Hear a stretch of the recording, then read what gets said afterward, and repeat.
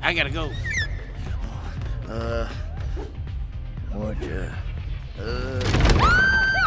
Sorry, ladies. I'm leaking.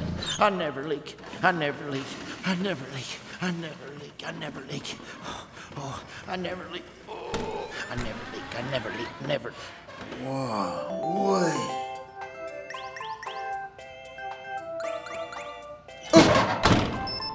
What the?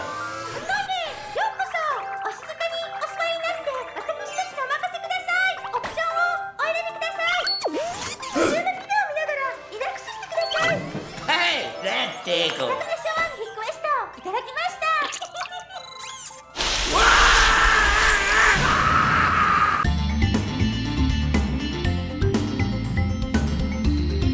You're watching The Film Fix. I'm Jeff Marker here with Jonathan W. Hickman. We just took a look at Cars 2. This is Pixar's big release of the summer. So we're gonna talk about that for a minute and decide whether you should see it or not. Cars 2 obviously is the follow-up to the 2006 Pixar release. This is an interesting time for Pixar. This is the second feature in a row they've released that's a sequel. We'll talk about that, whether it's a good or bad thing. But also this is the first time that John Lasseter, who pretty much has been the soul of that studio, you know, ever since they were experimenting with digital animation to begin with. And this is the first time he's directed something since the last Cars. And so this is sort of like you know, the head of Pixar coming back to direct a movie. If you like the last Cars, you're probably going to like that you're going to get to see these characters again. If you didn't like the last Cars, here's the good news. This has almost nothing to do with the first Cars other than some of the characters. It's a completely different kind of story. They're barely in Radiator Springs in this one. Instead, this is really sort of a European-style spy comedy spoof. It's very much like the OSS 117 movies they've been making in France, which are really funny.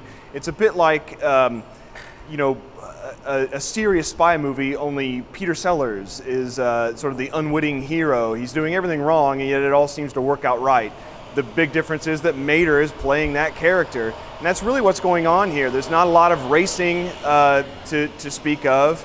It really is mostly a spy movie, and the Michael Caine character, Finn McMissile, is probably as important as any other character in the whole movie, and so this is a real departure from the last movie, even though it's kind of nice to see those Cars characters again. Before we get started talking about Cars 2, I know that there are viewers out there that want to know what's going on with your face, man. I mean, you know, it makes it easier for me to get focus on your features because of the hair there. Why am I growing a big burly beard in the middle of summer of all times? It's summertime, you know? Well, it's actually for a role. This is the second production I'm going to be in with Circle Ensemble Theater Company, which is based in Athens. In Athens. I'm going to speak clearly on stage too. It's a professional theater company. We're getting ready to do a production of Metamorphoses by Mary Zimmerman. It's a brilliant play if you've ever seen it or read it before.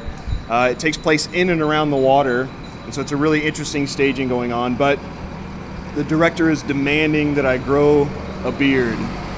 I would never choose to do it on my own. Well, so. and you know, we've been ragging him. He's got a bit of a Keanu Reeves thing going here. It's a little spotty, but I'm sure that it will fulfill the role that you're supposed to do here. I'm hoping, yeah. The show runs July 21st, 22nd, and 23rd if you're interested.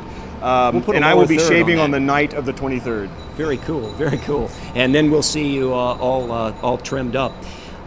Cars 2 is co-directed by a fellow named Brad Lewis. So, and it's interesting too in the credits. You've got John Lasseter, who of course is everything Pixar, and then you have Brad Lewis that he gets a secondary screen that says co-directed. It's not directed by and then listing both names. I think that's significant because if I had to guess, I'd say he had a lot to do with the finished product, because you got to remember Lasseter is not only still head of production at Pixar, he's the head of the amusement parks for Disney. Right. This guy's starting to be a little spread thin. He's got his fingers in a lot of pies. You know, I liked Cars 2. I understood the vibe that they were going for. It's it's really skewing to the younger audience members.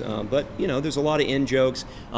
You know, is the Pope Mobile Catholic? You know, there's all these great little lines, but I think the guy who steals the show here is clearly Larry the Cable Guy. Yeah. They've got him on a tour. He's all out promoting the movie, and I sometimes find him very, very annoying. Okay, he had his turn as sort of the anti-leading man, but here he nails it as Mater, and I think that's I agree. good. Actually, I think the role works for him. They don't rely too much on his Larry the Cable Guy's actual sort of standard lines. They don't really do that. It's a genuine sort of character piece for him.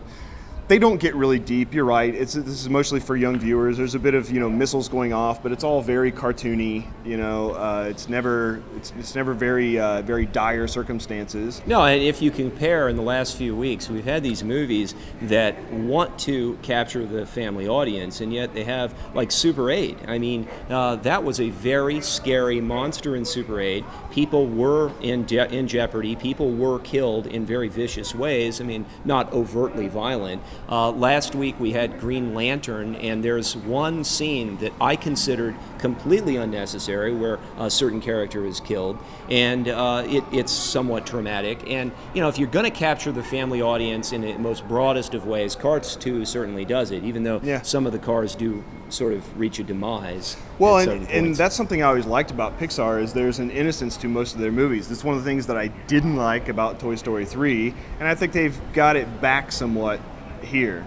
The best thing about Pixar, and they prove once again that they are just the best animators in the business. Oh, it's so no offense to anybody else. Beautiful. It is. It's beautifully rendered. Oh, and it's very bright and lively, which was one of the things I liked about 3D works. I liked Green Lantern last week, and I compared it to Thor, whereas Thor looked like painted backgrounds that had been given a 3D thing. This Green Lantern had more depth and more, I guess, tangible stuff to it. Cars 2, by contrast, is way, way bright. Of course, it's all animated, and it looks, the trees look so real in the scenes where they're doing these sweeping vistas, because there's a lot of races in the movie. Well, yeah, and there are a series of races, and so they go to Tokyo, and then to Paris. It's a travel log. And then to Italy, and then to London, and every one of those places just looks perfect. Yeah, so it's really stunning animation again. And the 3D works. This is the best 3D I've seen this year, I think. I hate to compliment 3D, but I have to say it kind of worked. But they do something smart. They're using it to really give those backgrounds a lot of depth.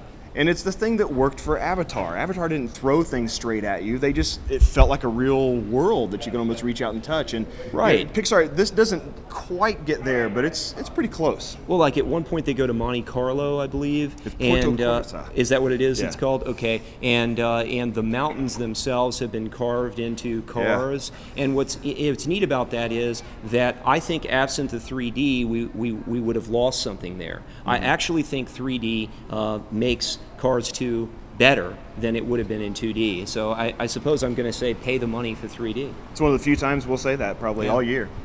Yeah. So are we going to give it a fix? I've been given a lot of things fixes lately, and it seems like I'm at odds with most of the critical mass out there.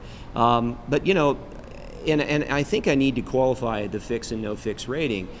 Anything that's like a 2.5 star rating, in my old rating when I used to write for another website, I've been giving a fixed rating, and I think that's fair. If you go on Rotten Tomatoes, anything that I give a 5.5 or higher, I'm giving a fresh rating. So, it makes me look maybe a little soft, but if you read my reviews, I've been pointing out where, Green Lantern had a terrible story. I don't think the story in Cars 2 is particularly that good. I also think it goes on a bit too long. I think it could have been a little shorter, although I didn't time it. It just seemed like it was a little long. So yeah, I'm going to give a fixed rating to Cars 2 for a whole number of reasons. One, I liked Larry the Cable Guy. He was very entertaining. It was cool to see Michael Caine. Emily Mortimer, of course, is another agent, which I always like her. Owen Wilson, he was in Midnight in Paris, so he's had his big movie of the summer. This is not the Owen Wilson show.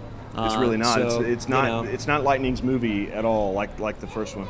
I'm going to give it a fix too, and I'll qualify it this way. You know, in the Pixar canon, this is definitely sort of a second-tier movie, but it's still fun to watch, and it's sort of one of those harmless, fun-to-watch movies, and it looks beautiful, and so why not?